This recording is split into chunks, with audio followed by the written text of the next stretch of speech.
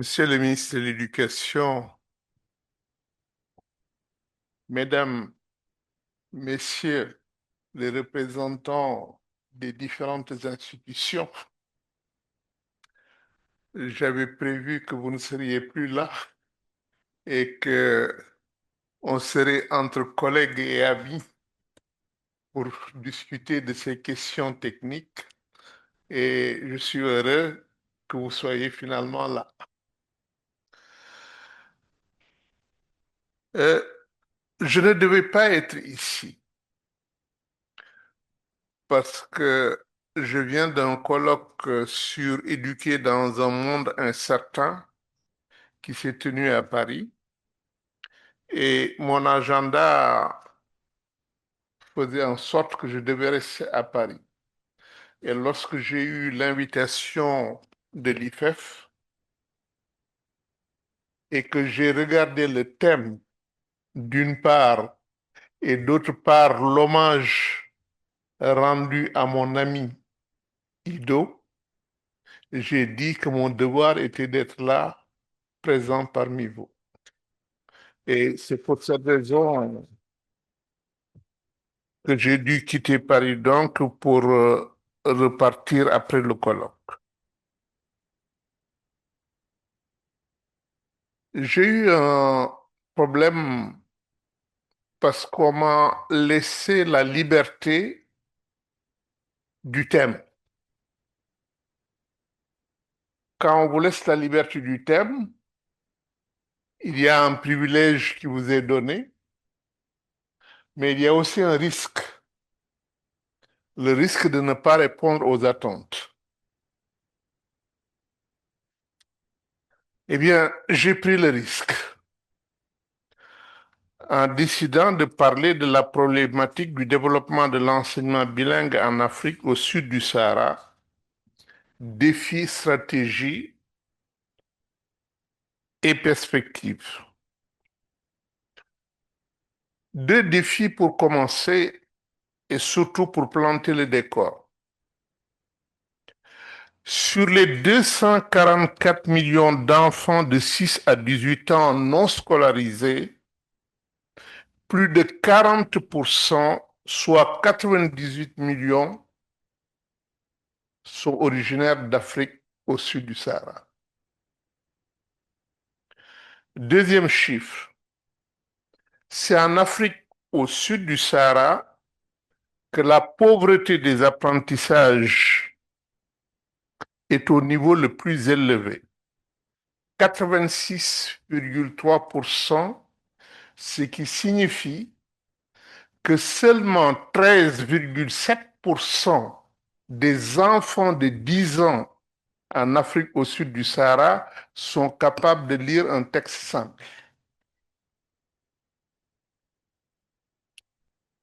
Tout le reste, non. Soit parce qu'ils ne sont pas entrés à l'école, soit parce qu'ils ont un mauvais apprentissage. Voilà notre situation.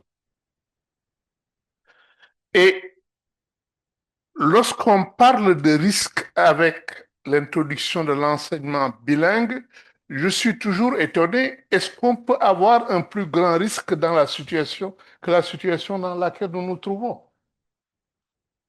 Nous ne pouvons pas avoir d'autres risques plus grands. Le facteur linguistique n'est certes pas la seule cause de cette situation, mais c'est un facteur déterminant. Et c'est reconnu au niveau international et PISA dit clairement que le fait de ne pas utiliser une langue que l'on comprend pour commencer les apprentissages est un obstacle majeur à la réussite des apprentissages.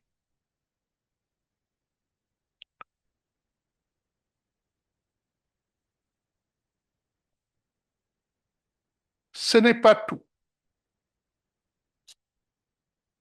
Au-delà de la réussite des apprentissages par les enfants, Il y a l'efficacité de notre système éducatif, l'efficacité interne, qui accroît les coûts unitaires d'éducation dans nos pays. C'est une question que nous négligeons très souvent, mais c'est une question importante en termes d'économie de l'éducation.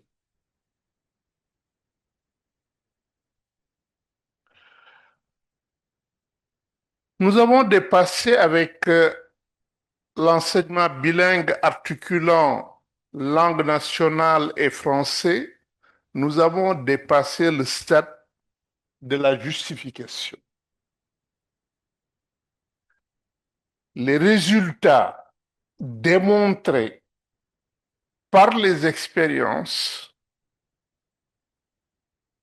nous ont édifié que non seulement les enfants apprennent mieux, qu'ils redoublent moins et qu'ils abandonnent moins. Ceci est prouvé par toutes les évaluations qui ont été faites. Le stade où nous trouvons actuellement, la problématique qui se pose à nous est celle du développement de l'enseignement bilingue. Comment développer l'enseignement bilingue? Si je reprends les termes de notre colloque, la question, évidemment, c'est la question de l'extension-généralisation. Certains parlent de mise à l'échelle. Quelquefois, les termes peuvent être ambigus à ce niveau, puisque d'une part, on parle de projet pilote et d'autre part d'expérimentation. En théorie pure, nous n'avons pas la même problématique. Le projet pilote, je crois que nous l'avons dépassé. Le projet pilote, il a été initié par des militants, par la société civile. Et il a joué son rôle. Son rôle, c'est un pouvoir d'attraction et de faire tache d'huile dans l'environnement.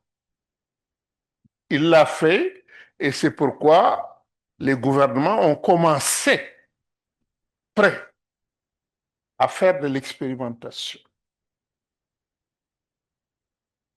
Et l'expérimentation pose après évaluation la généralisation. Mais le pilote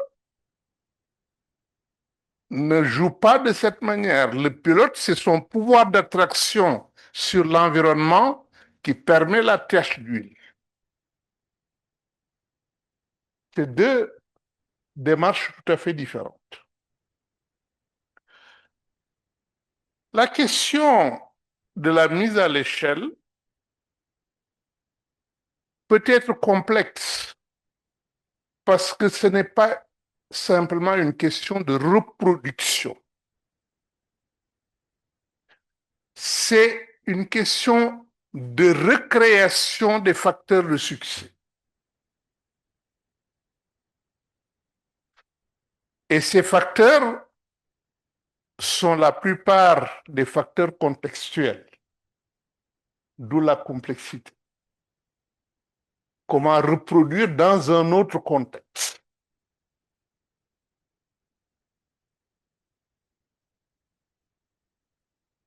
Concernant la réforme de manière générale,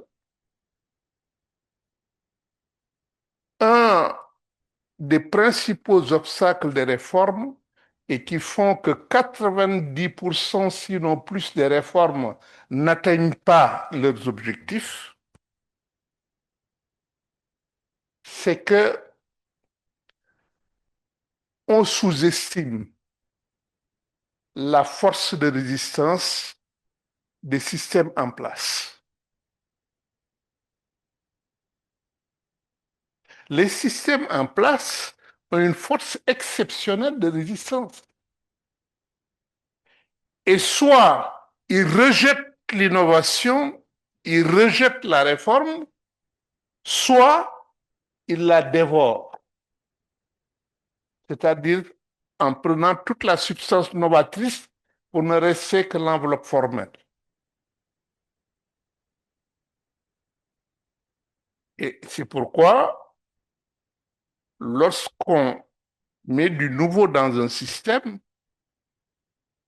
il faut s'assurer que l'écosystème est propice.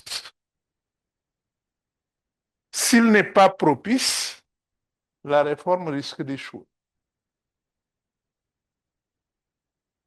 Je dis cela parce que nous avons besoin d'un écosystème pour l'enseignement bilingue.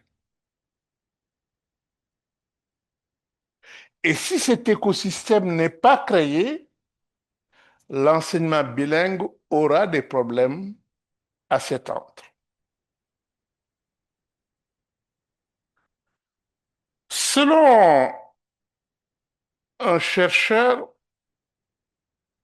qui se nomme Wolf,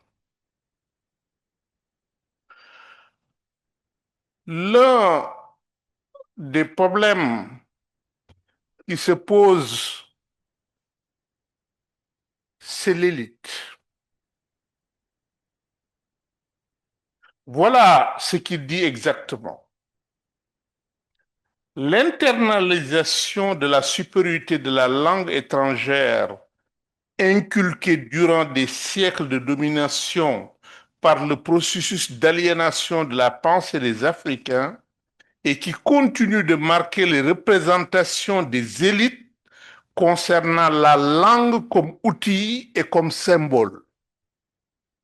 Les sentiments et attitudes de dévalorisation des langues africaines liées à la dépendance coloniale, post- ou néocoloniale, et qui ont un impact négatif sur l'estime de soi et sur le vécu identitaire, la fracture sociale entre deux groupes linguistiques provoquée par l'hégémonie continue d'une langue officielle étrangère dans les sphères du pouvoir, d'une part une élite qui maîtrise la langue du colonisateur et la remplacer dans la domination, et d'autre part une masse, la majorité de la population dominée et maintenue dans l'analphabétisme, l'ignorance et la pauvreté du fait qu'elle ne maîtrise pas cette langue.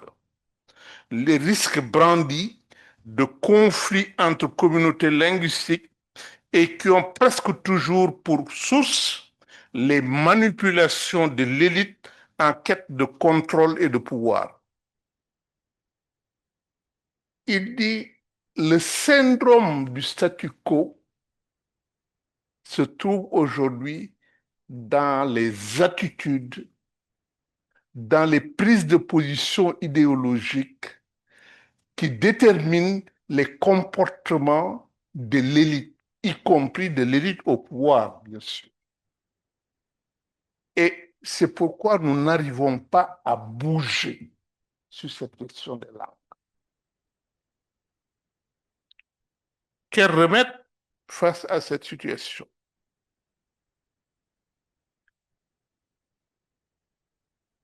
L'une des premières stratégies et qui s'avère tout à fait valide lorsqu'on examine la situation de nos différents pays, c'est la question de la politique linguistique nationale.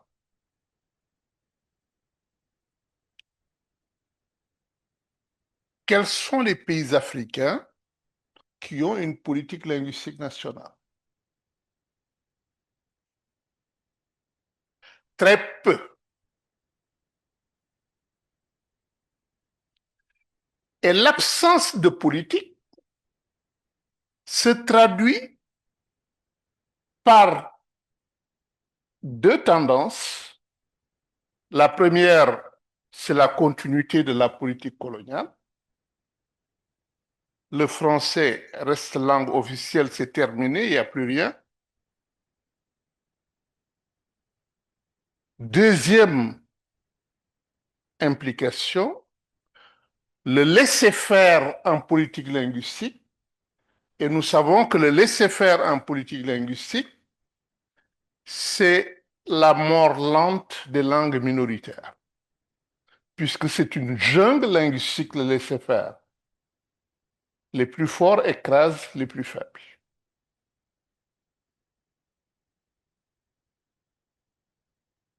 Alors, la politique linguistique qui est demandée pour inverser les tendances, c'est laquelle?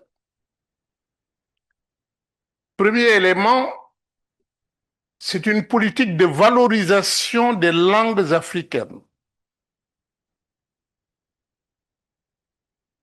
Deuxième élément, c'est une politique multilingue, c'est-à-dire qui accepte, reconnaît et valorise toutes les langues qui sont présentes sur le territoire national, en accordant l'égale dignité des langues.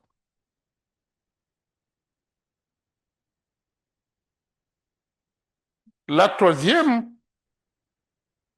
c'est une politique qui officialise le multilinguisme. Officialiser le multilinguisme signifie que toutes les langues sont officielles à un niveau déterminé. Il y a des langues qui sont officielles au niveau national, d'autres langues au niveau régional, d'autres langues à un niveau départemental, d'autres langues au niveau d'un quartier. Selon les entités administratives, il y a des langues officielles. Et cela fait un multilinguisme de territoire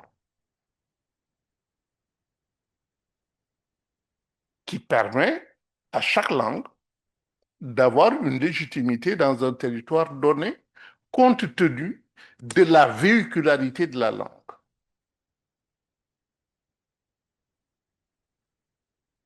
Cette politique linguistique aménage le statut et le corpus de toutes les langues. Aucune langue n'est laissée pour compte.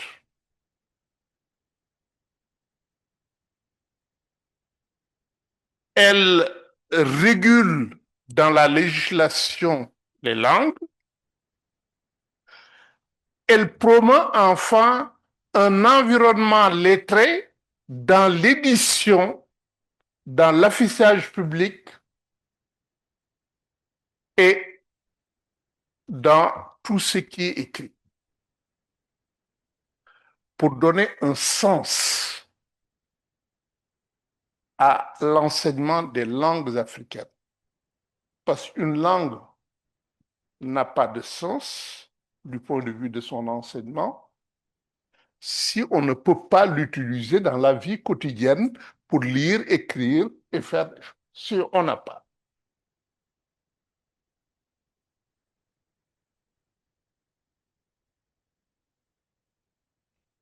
Cette politique linguistique nationale doit être complétée par une politique linguistique dans l'éducation. Et la politique linguistique dans l'éducation pose en premier la carte linguistique du pays, puisque vous ne pouvez pas avoir de politique linguistique dans l'éducation si vous n'avez pas la carte linguistique de l'éducation, pardon, du pays. Cette carte linguistique, son élaboration est déjà une mobilisation dans la mesure où vous ne pouvez pas élaborer à partir d'un État central. Vous êtes obligé d'élaborer en impliquant jusqu'au niveau village pour que vous puissiez dire à chaque école, voilà la langue que nous allons utiliser. La carte scolaire, une fois qu'elle est réglée, il reste la question du choix des langues. Comment on va choisir la langue dans chaque école? Ce choix Il peut être l'objet d'une concertation comme il peut être fait sur la base de critères objectifs. Et dans les critères objectifs, il y a d'abord le critère démolinguistique. La langue dans une contrée déterminée, celle qui a la population la plus forte dans cette contrée, c'est d'abord le premier critère. Le second critère, qui est également un critère important, c'est le critère de véhicularité. Parce qu'une langue peut être parlée au-delà de la communauté d'origine.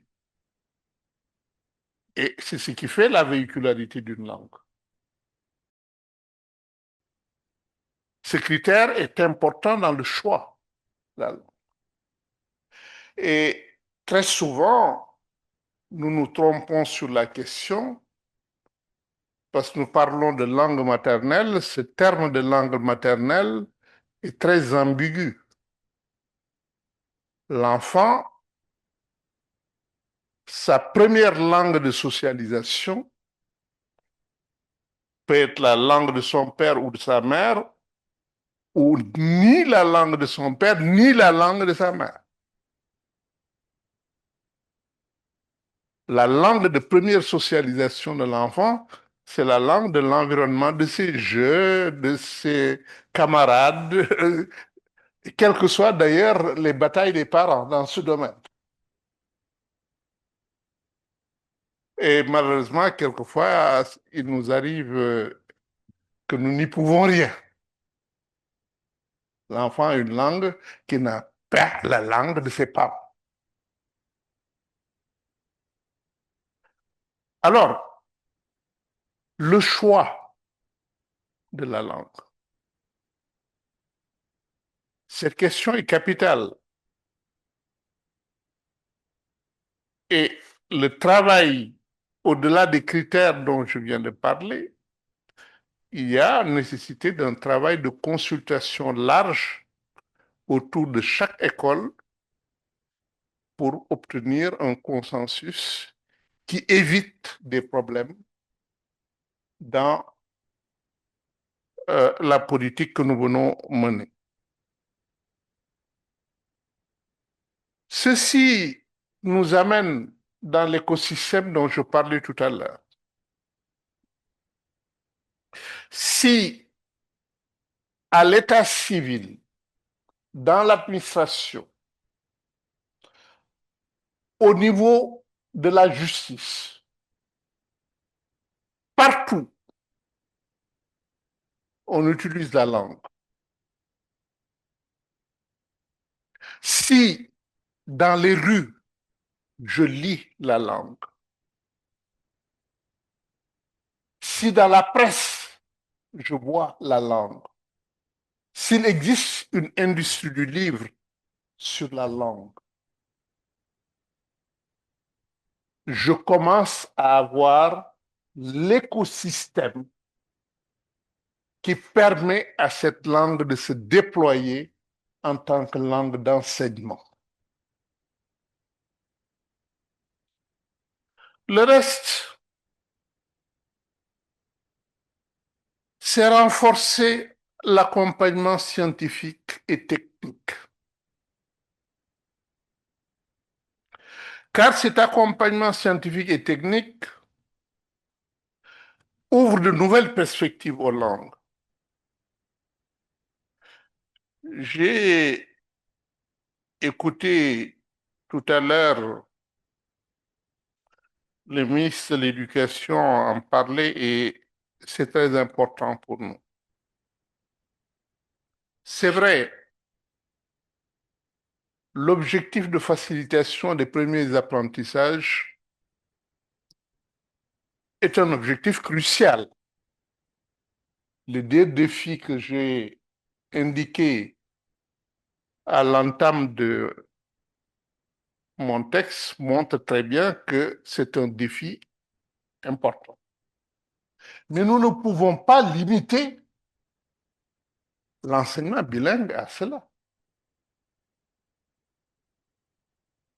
Et précisément,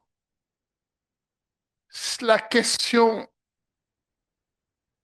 que la recherche a mis en avant, c'est que l'enseignement de la première langue, de la langue de première socialisation, n'est pas un enseignement pour apprendre une langue. L'enfant, il parle sa langue. Il n'est pas venu à l'école pour pouvoir parler sa langue. Il est venu à l'école pour connaître sa langue, connaître le fonctionnement de sa langue. Et l'enseignement de la première langue doit être axé sur la compréhension du fonctionnement de la langue. Le fonctionnement morphologique, syntaxique, lexical. C'est sur cela que doit être centré l'enseignement de la langue. Ce n'est pas pour apprendre la langue.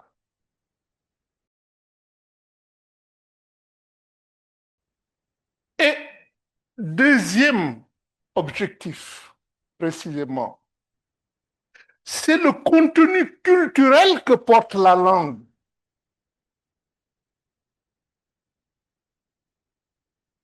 Cette vision du monde, cette représentation du monde, cette façon de découper la réalité, qu'est-ce qu'est la culture? C'est le deuxième élément. Le second.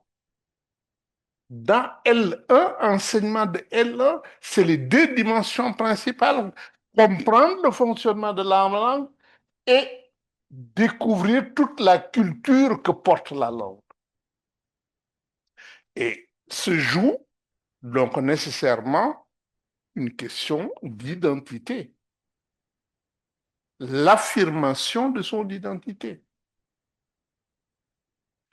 Ce qui fait que les curricula devraient être revus pour prendre en compte non seulement cette dimension culturelle, mais aussi les problématiques liées à cette dimension culturelle, qui est la connaissance de son milieu et des problématiques de développement endogène.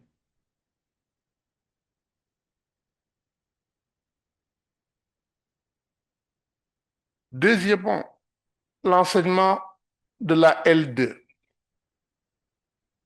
Là aussi, il faudra être très axé sur l'essentiel.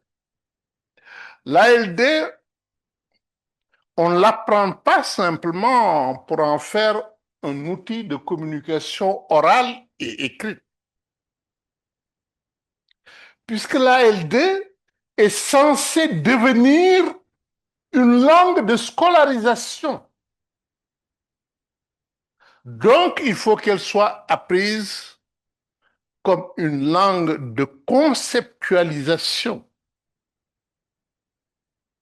qui permette d'entrer dans le monde du savoir, pas seulement de communiquer oralement et par écrit. Ces exigences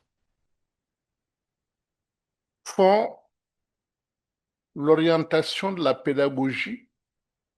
Et il y a une troisième exigence, toujours donnée par la recherche, la nécessité de ne pas avoir un enseignement parallèle de L1 et de L2.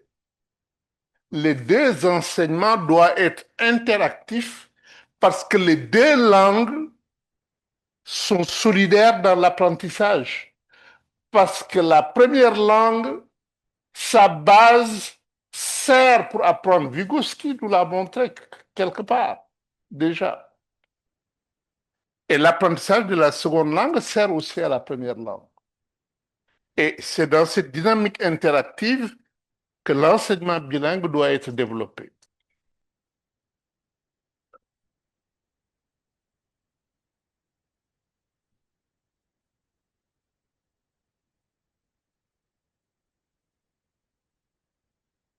Je vais aborder une autre question